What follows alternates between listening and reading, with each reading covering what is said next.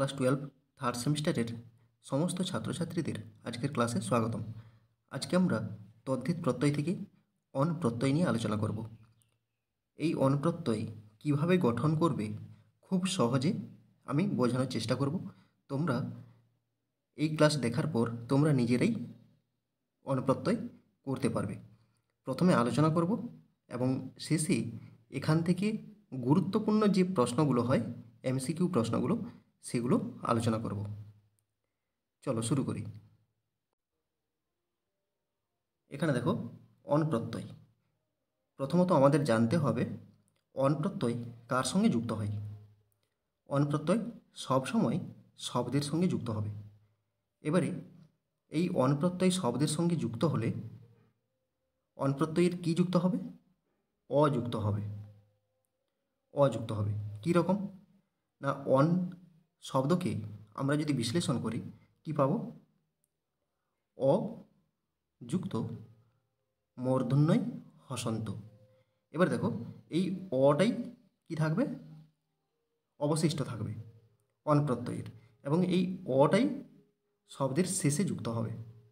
আর মূর্ধন্যটা কি হবে? মূর্ধন্যটা ইত হবে, ইত সংজ্ঞা প্রাপ্ত হবে। ইত মানে কি? ইত মানে হচ্ছে লোপ পাওয়া, মানে এই মূর্ধন্যটা উঠে যাবে, ব্যবহার হবে না। তাহলে এখানে দেখো অন প্রত্যয়ের অ থাকবে এবং সেই অ শব্দের শেষে যুক্ত হবে। এরপরে দেখো আমাদের অতি অবশ্যই যেগুলো জানতে হবে, এই অন প্রত্যয় যুক্ত হলে কোথায় কি পরিবর্তন হয় সেটা আমাদেরকে অবশ্যই জানতে হবে। প্রথম পয়েন্টে দেখো শব্দের প্রথম স্বরের বৃদ্ধি হবে। তাহলে কি জানলে? অন প্রত্যয় যুক্ত হলে যে শব্দের সঙ্গে যুক্ত হবে সেই শব্দের প্রথম স্বরটা কি হবে? বৃদ্ধি হবে। মনে রাখবে এটা। এবারে দ্বিতীয় পয়েন্ট দেখো শব্দের শেষ স্বর কী হবে? লোপ পাবে। শব্দের যে শেষ স্বর আছে সেই শেষ স্বরটা লোপ পাবে, কিন্তু হ্রস্বৌকার কিংবা দীর্ঘৌকার থাকলে সেই জায়গায় কি হবে? অব হবে। এইটুকু বিষয় তোমরা অবশ্যই মনে রাখবে। এরপরে দেখো এই যে বললাম বৃদ্ধি হবে প্রথম স্বরটা, এবার বৃদ্ধিটা কি? বৃদ্ধির আদৈচ অয়ের স্থানে কি হবে? আ হবে। অয়ের স্থানে আ হবে, এটাই হচ্ছে বৃদ্ধি। এবারে অয়ের স্থানে আ হবে, এটা কোথায় হবে? একটু আগে বললাম শব্দের প্রথম স্বর। তাহলে এই গঙ্গাটা যদি একটা শব্দ হয় তাহলে এই গঙ্গা শব্দের প্রথম স্বর কোনটা? ও। গ, গয়ের সঙ্গে অযুক্ত আছে, এটা হচ্ছে প্রথম স্বর। আর শেষ স্বরটা কী হবে? লোপ পাবে। শেষ স্বর কোনটা? আ। গঙ্গা আ, এইটা কী হবে? লোপ পাবে, মানে উঠে যাবে। এরপরে এখানে দেখো হ্রস্বইকার, দীর্ঘইকার এবং একার যদি থাকে, হ্রস্বইকার, দীর্ঘইকার এবং একার যদি থাকে সেই জায়গায় কি হবে? বৃদ্ধি হয়ে ঐকার হবে। ঐকারটা কোথায় হবে? শব্দের প্রথম স্বরে। তাহলে যদি আমি শিব এটাকে শব্দ ধরি তাহলে প্রথম স্বর কোনটা? হ্রস্বইকার। এই হ্রস্বইকারের জায়গায় কি হবে? ঐকার হবে। আর শেষ স্বর অ, এটা কি হবে? উঠে যাবে। এরপরে হ্রস্বৌকার, দীর্ঘ ঔকার ও ওকার, এর জায়গায় কি হবে? ঔকার হবে। এবারে ঔকারটা কোথায় হবে? প্রথম স্বর পুরু পয় হসৌ, এটা হচ্ছে হসৌকারটা প্রথম স্বর। তাহলে এই হসৌকারের জায়গায় কি হবে? ঔকার হবে। আর শেষ স্বর হচ্ছে হসৌকার, হসৌকারটা উঠে যাবে শেষ স্বর। এরপরে রি বা রিকার থাকলে, ডবল রি, রি রি থাকলে কি হবে? আর হবে। কোথায় হবে? রি এর জায়গায় কি হবে? আর হবে। আর শেষ স্বরটা কি হবে? উঠে যাবে, লোপ পাবে। লিকারের স্থানে আল হয়, লিকারের স্থানে আল হয়। এটা তেমন একটা ব্যবহার পাওয়া যায় না, খুব কম। এবারে এখানে একটা উদাহরণ দিয়েছি দেখো, রবণ যুক্ত অন রাবণ। কিভাবে গঠন হলো সেটা আমরা আলোচনা করব। তোমরা খাতা পেন নিয়ে নিজেরা আমি যেভাবে বলছি সেভাবে লেখার চেষ্টা করো, প্র্যাকটিস করার চেষ্টা করো। দেখবে তোমরা নিজেরাই প্রত্যেকটা শব্দের সঙ্গে অন প্রত্যয় যুক্ত করতে পারবে। এবারে এই রবণটাকে যদি ভাঙি, বিশ্লেষণ করি, তাহলে কি হবে? র, অ, ব, অ, মূর্ধন্য অ, এইটা রবণ। আর অন প্রত্যয়ের কি থাকে? অন প্রত্যয়ের থাকে অ, অন প্রত্যয়ের অ থাকে যুক্ত, আমি অ লিখে দিলাম এখানে, অ, এটা হচ্ছে অন প্রত্যয়। এবারে আমাদের প্রথম করণীয় বিষয়টা কি না, প্রথম স্বর কী হবে? বৃদ্ধি হবে। প্রথম স্বর কোনটা? অ, এর বৃদ্ধি হবে। আর রবণের শেষ স্বর কোনটা? এখানে অ, এটা কি হবে? লোপ পাবে, উঠে যাবে। তাহলে প্রথম স্বরটা বৃদ্ধি হয়ে কি হবে? অ এর জায়গায় অ থাকলে কি হয়? আ হয়। এখানে নিয়মটা দেখো, নিয়মটা দেখো, অকারের স্থানে কি হয়? আকার হয়। তাই আমি কি করব? অকারের জায়গায় আকার বসিয়েছি। এবারে এটাকে যুক্ত করে দাও, আমাদের কাজ শেষ। রয় আকার, ব, মূর্ধন্য এর সঙ্গে অন প্রত্যয়ের অটা যুক্ত হয়ে যাবে, মূর্ধন্য অ, কি হলো? রাবণ। তাহলে রবণ যুক্ত অন, রাবণ। অনুরূপভাবে দেখো, চন্দ্র যুক্ত অন, চান্দ্র। এগুলো তোমরা খাতাতে প্র্যাকটিস করো। চন্দ্রযুক্ত অন যুক্ত পুংলিঙ্গ প্রথমার একবচন। এখানে চান্দ্র বিসর্গ হয়েছে। কেন হয়েছে না, পুংলিঙ্গ প্রথমার একবচন নর শব্দের মতো রূপ। চন্দ্র ও অকারান্ত শব্দ, নর শব্দের প্রথমার একবচন কি হয়? নরহ, দন্তে নর বিসর্গ হয়। তাই এখানে কি হবে? চন্দ্র শব্দের প্রথমার একবচনে চান্দ্রহ, অন প্রত্যয় যুক্ত হয়ে। এবারে দশরথ যুক্ত অন, দাশরথ। এবারে দাশরথ পুংলিঙ্গ প্রথমার একবচনে কি হবে? দাশরথ বিসর্গ। এরকম পরীক্ষাতে পড়ে। এবারে নিপুণ যুক্ত অন, নৈপুণ। প্রথম স্বর হস্যইকার আছে, হস্যইকার থাকলে কি হয়? ঐকার, ঐকার যুক্ত হয়েছে। পুরযুক্ত অন, পৌর। পৃথাযুক্ত অন, পার্থ। এবার দেখো, এই পৃথাযুক্ত অন পার্থ এটা কিভাবে হলো? এখানে আমি যদি পৃথা এটাকে বিশ্লেষণ করি বা ভাঙি, তাহলে কি হবে? পয়, রি, থয়, আকার, পৃথা। এবারে যুক্ত অন প্রত্যয়ের কি থাকে? অ থাকে, অন প্রত্যয়ের অ থাকে। তাহলে প্রথম স্বরটা কি হবে? রিকার থাকলে, রিকার থাকলে আর হবে, বৃদ্ধি হবে। আর আর শেষ স্বরটা কি হবে? এটা লোপ পাবে। এবারে যুক্ত করে দাও, যোগ করলে কি হবে? পয় আকার। এবারে রয় হসন্ত কি হবে? রেপ হয়ে যাবে, থয়ের উপরে চলে যাবে। আর এই থয়ের সঙ্গে অটা কি হবে? যোগ হবে, পার্থ। হসন্তটা উঠে যাবে। তাহলে পৃথাযুক্ত অন, পার্থ। এইভাবে খুব সহজ। এবার দেখো, শব্দের শেষে হ্রস্বউ কিংবা যদি দীর্ঘও থাকে তাহলে কি হবে? অব হবে। বলেছিলাম যে কোনো শব্দের শেষে যদি হ্রস্বউ কিংবা দীর্ঘও থাকে তাহলে সেখানে অব হবে। কিছু উদাহরণ দেখো, পুরু শেষে কী আছে? পুরু, রয় হ্রস্বকার আছে। কৌরব, অব আসছে। কুরু যুক্ত অন, কৌরব। পাণ্ডু যুক্ত অন, পাণ্ডব। পাণ্ডু যুক্ত অন পুংলিঙ্গ প্রথমার একবচন, নরশব্দের প্রথমার একবচনের মতো হয়েছে, পাণ্ডবহ।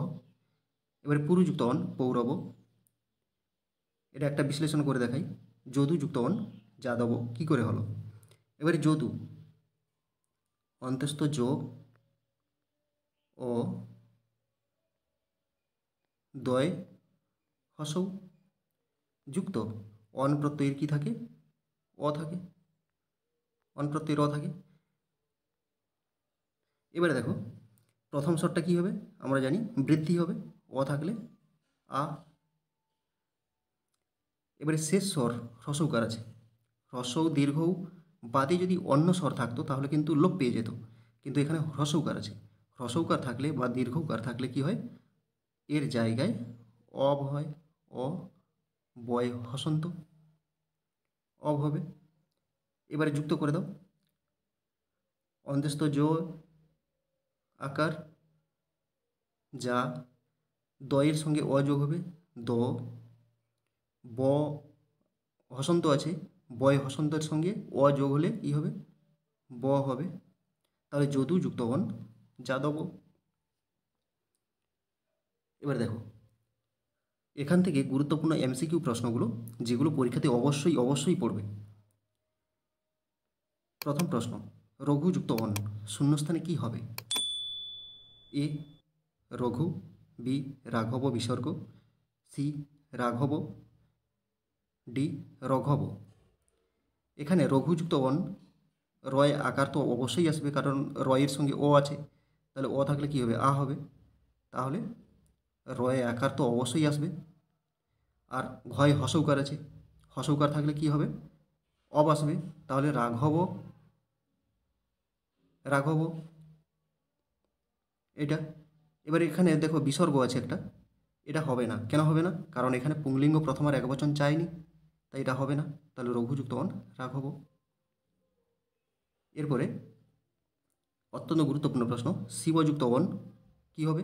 এখানে কিন্তু পুংলিঙ্গ প্রথম আর একবচন চায়নি, শুধু প্রাতিপদিকটা চাইছে। শূন্যস্থানে কী হবে? এ শৈব, বি শৈব বিসর্গ, সি শিবা, ডি শব।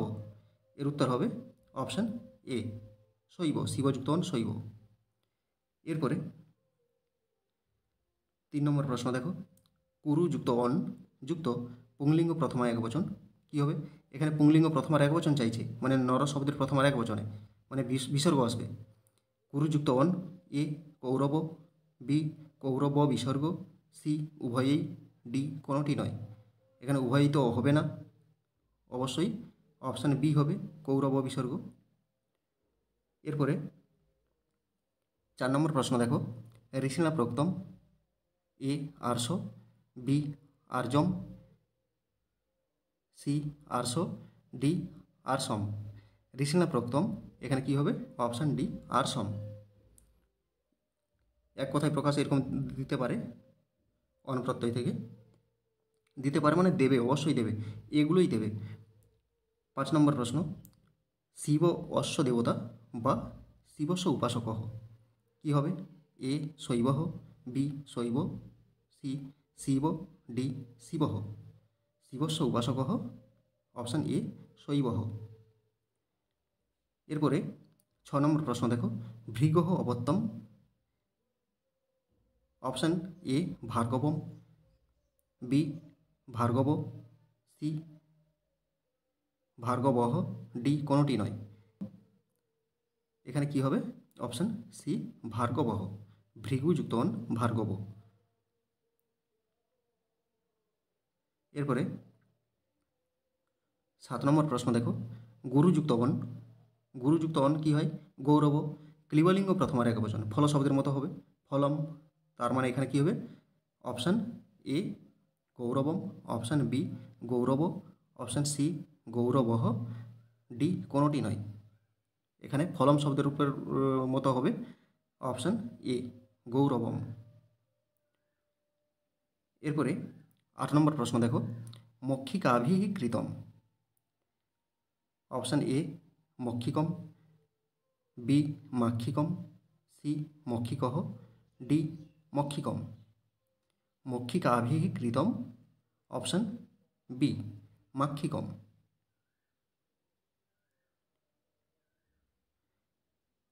এরপরে 9 নম্বর প্রশ্ন দেখো, ব্যাকরণম অধীতে ব্যাকরণম বেত্তিবা কী হবে? এক কথায় প্রকাশ করলে এ বৈয়াকরণ, বি বৈয়াকরণ, সি বৈয়াকরণম, ডি ব্যাকরণম। এর উত্তর হবে অপশান এ বৈয়াকরণঃ। এগুলোই কিন্তু পরীক্ষাতে পড়বে, প্রচুর ইম্পর্টেন্ট প্রশ্নগুলো। এরপরে 10 নম্বর প্রশ্ন দেখো, গাঙ্গহ এর ব্যুৎপত্তি কী হবে? এখানে বিসর্গ আছে, দেখো খেয়াল করো। তার মানে কি চাইছে? পুংলিঙ্গ প্রথমার একবচন চাইছে। এবারে অপশান কী আছে? এ গঙ্গাযুক্ত অন, বি গঙ্গাযুক্ত অন যুক্ত সু পুংলিঙ্গ, মানে পুংলিঙ্গ প্রথমার একবচন। অপশান সি গঙ্গাযুক্ত ঢক, অপশান ডি গঙ্গাযুক্ত ঢক যুক্ত পুংলিঙ্গ সু। এর উত্তরটা কী হবে? অপশান বি গঙ্গাযুক্ত অন গাঙ্গ, এটা পুংলিঙ্গ প্রথমার একবচন গাঙ্গহ। এখানে সু মানে সু ও যশ, পুংলিঙ্গ প্রথমার একবচনের বিভক্তিটা এখানে লেখা আছে সু। এরপরে 11 নম্বর প্রশ্ন দেখো, শিবযুক্ত অন, আচ্ছা শৈব বিসর্গ এর ব্যুৎপত্তি লেখো, কী হবে? অপশান এ শিবযুক্ত অন, অপশান বি শিবযুক্ত অন যুক্ত সু পুংলিঙ্গ, অপশান সি শিবযুক্ত ঢক, অপশান ডি শিবযুক্ত ঢক যুক্ত সু। তাহলে এখানে বিসর্গ আছে, তার মানে পুংলিঙ্গ প্রথমার একবচন চাইছে, অপশান বি। এরপরে 12 নম্বর প্রশ্ন দেখো, মানবম এর ব্যুৎপত্তি লেখো। মনুযুক্ত অন, বি মনুযুক্ত অন যুক্ত সু পুংলিঙ্গ। এখানে দেখো মানবম মানে ফলম, এরকম অর্থটা আসছে, রূপটা আসছে। আচ্ছা, অপশান সি মনুযুক্ত অন যুক্ত সু ক্লিবলিঙ্গ, মনুযুক্ত ঢক, অপশান ডি। এর উত্তর কী হবে? অপশান সি মনুযুক্ত অন মানব ক্লিবলিঙ্গ প্রথমার একবচন কী হয়? ফলম, মানে মানবম। অপশান সি হবে উত্তর। এরপরে